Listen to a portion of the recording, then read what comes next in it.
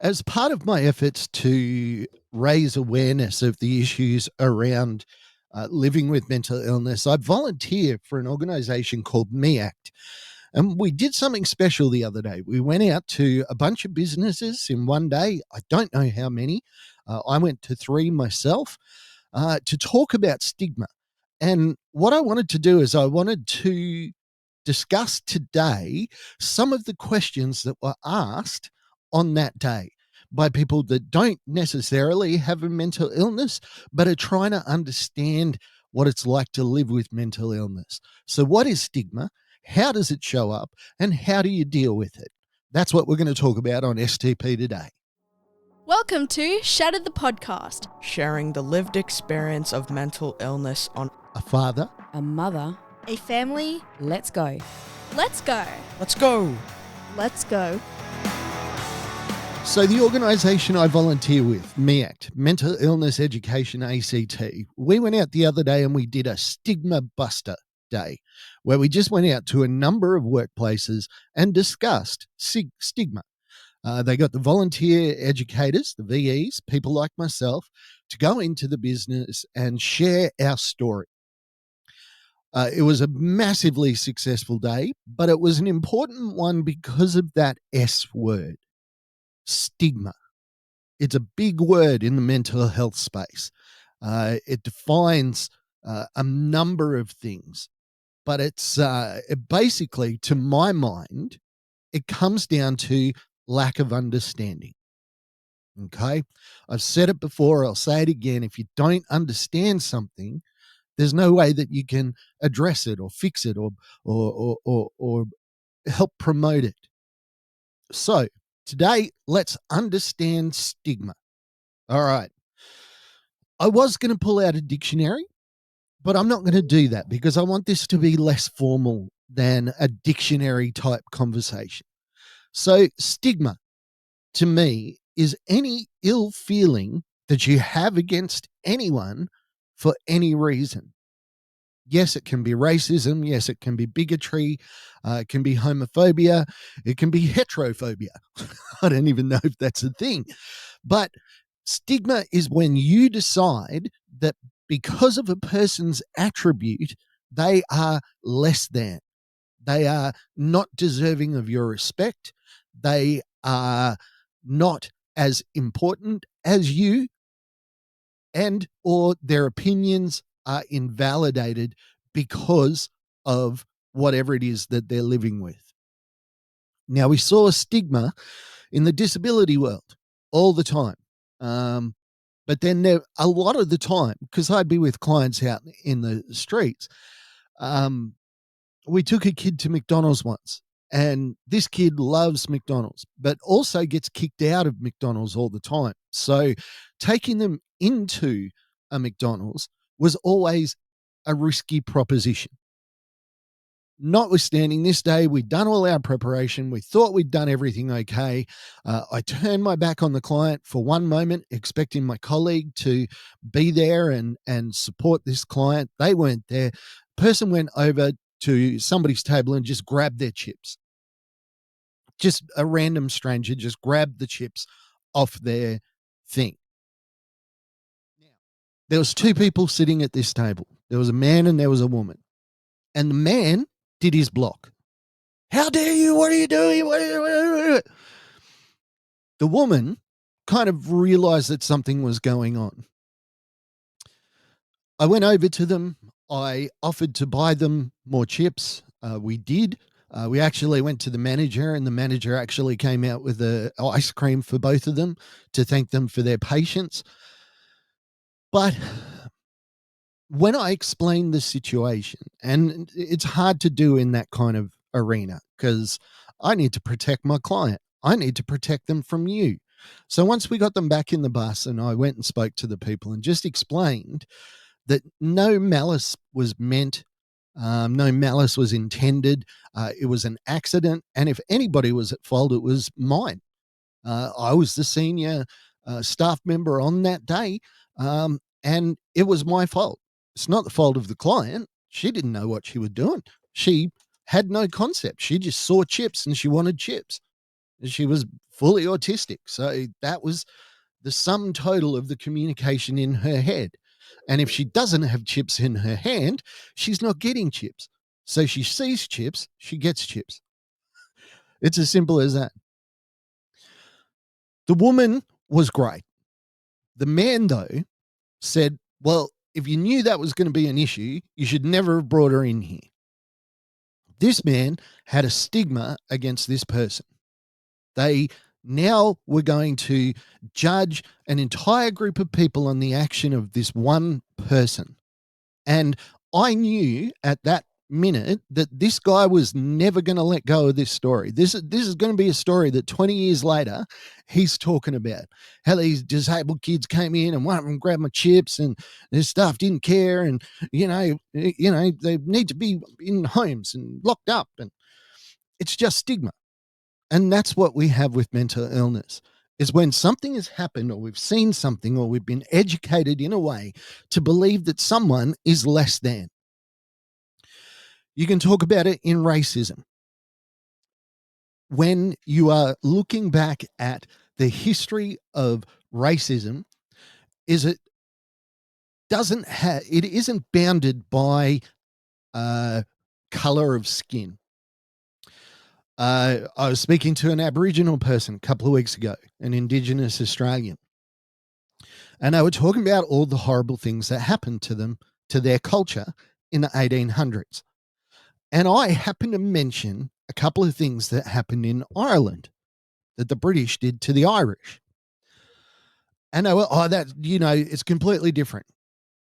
And it's like, like millions of people died in Ireland because of British racism. Where does that come into stigma? Don't know.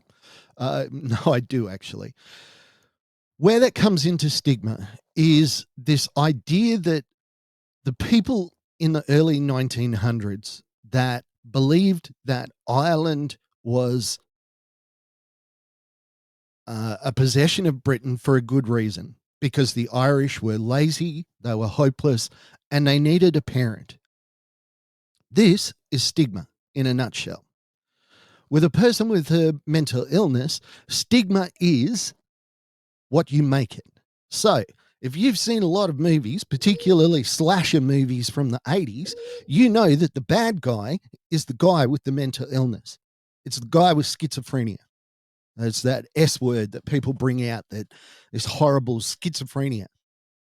I was sitting with a guy that has schizophrenia just the other day. I was sitting right next to him, as close as, well, not as close as this microphone, but pretty close as my hand. We were in a business. We were talking about mental illness. I've spent time with this guy, and he lives with schizophrenia. I have never felt unsafe with him. Never. In any way, shape, or form. And I am particularly susceptible to being hyper aware of danger, of, even when somebody is being passive aggressive, it really grates on me. And it's something that a friend helped me recognize. I don't do well with passive aggression. But the thing is, this guy was talking about the stigma, and it's real for him.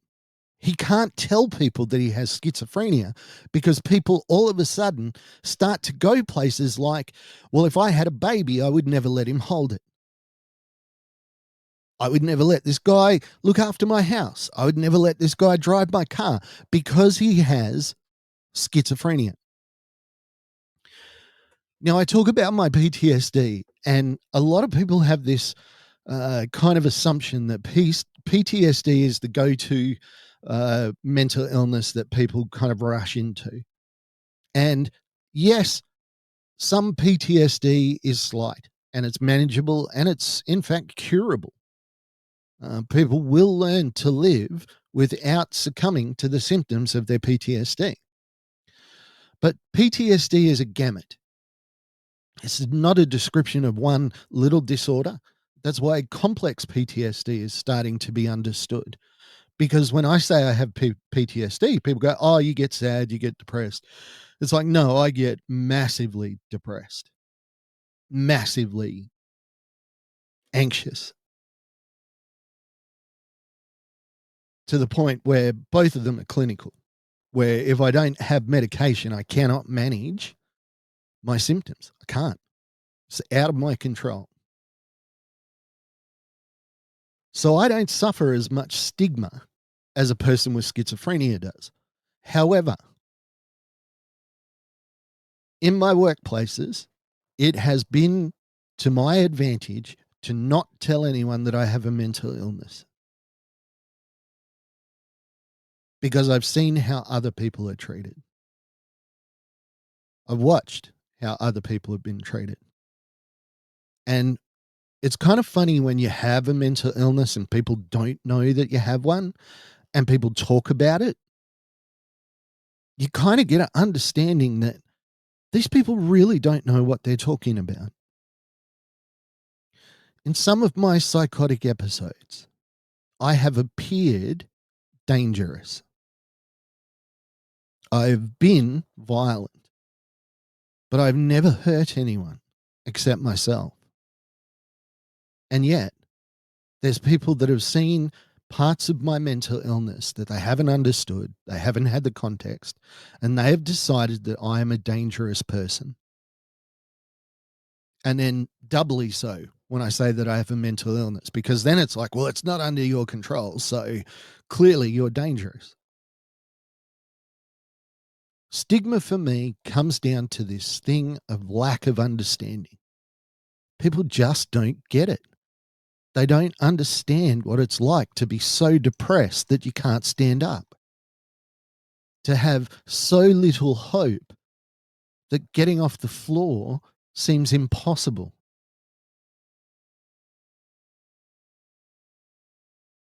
To be so afraid of family functions that you just don't go, because you'd rather deal with the scorn and the anger of family members that you're not there rather than face the thought of being. It comes down to understanding. Now, I'm not talking understanding like, this girl in this McDonald's. Oh, we understand that she's got a mental illness. Well, she's got a disability. We understand that she has autism. So, yeah, I get it. No, it's like you have to understand that with a person with autism is all the messages are getting through to them, to their brain. It's not that they're dumb or stupid or they can't understand you. It's the fact that all of the information is going in, but it gets twisted in their mind. You might be saying, hello, how are you? And they, in their mind, the chemicals in their brain turn that into just a screen.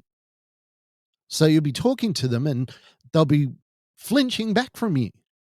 And you're like, oh, well, that's just rude. It's like, well, no, because what's going on in their head is transforming your sound into something that you can't see or understand. But when you know that, you know how to communicate better with those people. Now, I'm a very confident, touchy-feely person.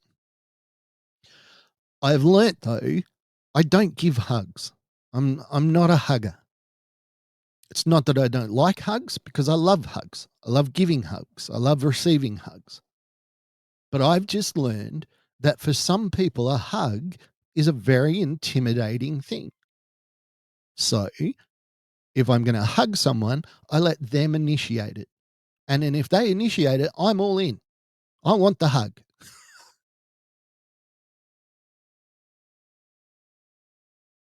Stigma is not being dumb. It's not even necessarily being uneducated. To my mind, it's just clearly not understanding. In the 60s in Australia, they did a referendum to recognise Aboriginal people in this country as citizens of this country. 90% of people voted yes. Make them citizens. I mean, it's a no-brainer. Should have happened hundreds of years ago. But why didn't it? Because those people were dumb, because they were stupid, No, they had been taught that the so-called brown people needed to be looked after. They needed to be guided so that they could become part of the industrial age community. It's like a mass stigma. It's like that with mental illness. It's like as soon as somebody tells you, "Oh, I've got a mental illness," you know that there are flags that go off in your head. And you're like, "Okay, what mental illness? Am I in danger?" It's funny because we see a person in a wheelchair and we don't reel back from them. But you have to remember that they faced, past tense, and face a lot of stigma in that, well, you're in a wheelchair, so you couldn't possibly do a full-time job. You're in a wheelchair, so you couldn't possibly look after yourself, couldn't dress yourself. These aren't statements of fear or disrespect. They're statements of just not understanding. It's like that with mental illness.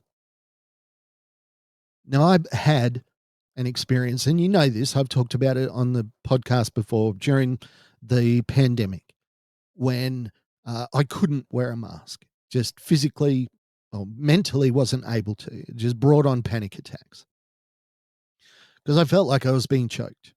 That's all there was to it. I felt claustrophobic and I started to choke. And my wife will tell you claustrophobia is my big one. It's the one that I cannot deal with. I just can't. It's physically impossible for me to be in a compressed state.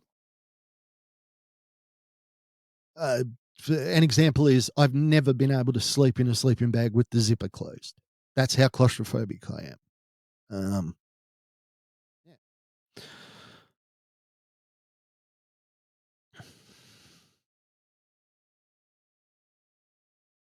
And that's what happened when I was wearing a mask. I started to get that claustrophobic feeling together with the mental illness feelings, and that was it for me. It was the first time I stood out in a negative way in society. Um, like when I came home from America, I was an exchange student in 1988. When I came home, I was wearing caps. Years before anybody was wearing caps. People used to make fun of that because I was wearing caps. Just, but it didn't bother me at the time. I was too confident. But when the mask mandate was on and people would see you without a mask, they didn't naturally just assume that you had an illegal exemption. They assumed that you were being a jerk. It wasn't that I was acting in a certain way. It's just that they saw me. They'd all been told that you have to wear masks and somebody isn't wearing a mask, and that's not right. Why aren't you wearing a mask? I had cameras put in my face, phone cameras. What's your name? I'm going to put you on Facebook. I'm going to report you to the cops. And each and every time I'd have to say I've got an exemption. People would look at me. What have you got an exemption for? I used to have fun with some people and I'd say, well, I got an exemption because I have a really nice goatee. And a mask would really wreck my goatee. So they gave me an exemption for that. But each and every time I was confronted, it brought home the fact that I have a mental illness. And if I was going to diffuse the situation, I had to disclose. It's funny when we talk of stigma, some of it can be yourself, it can be self imposed. You can be like, people are gunning for me.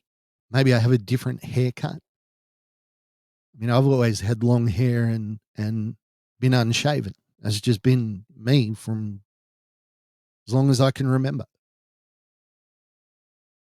We were sitting in a church once. I was sitting with my father and I was in there and the preacher saw me and I was the only person in the church wearing a hat, had a beard, long hair, and I'd taken off the hat because my dad asked me to. So I was like, okay, I'll do that. The minister up the front goes, anybody who comes into my church wearing a hat, with long hair and earrings is never going to do anything in this church. I was furious. I was going to stand up and say something. My dad gripped my arm. My dad, who's 20 odd years older than me, gripped it, and I was unable to move my arm. And Dad just said, please, mate, don't say anything. And I was like, oh. But I think about that poor dude up the front, the dude that said it. What did he miss out on because he judged me for an attribute about me that didn't change who I was, didn't alter the the the essence of who I am, but it was aesthetic. What did he miss out on? What could I have brought to that community that I then felt instantly excluded from and would never have anything to do with them again? What did they lose? That's what happens when you get a person with mental illness. When they out themselves, they're afraid that they're now going to be excluded, that you are going to consider that the contribution that they can offer is negated or disqualified because of the fact that they live with a mental illness. Stigma is simply not understanding. Now, what do we do with stigma? And I know I've gone on a long time. What people are afraid to do is to ask questions.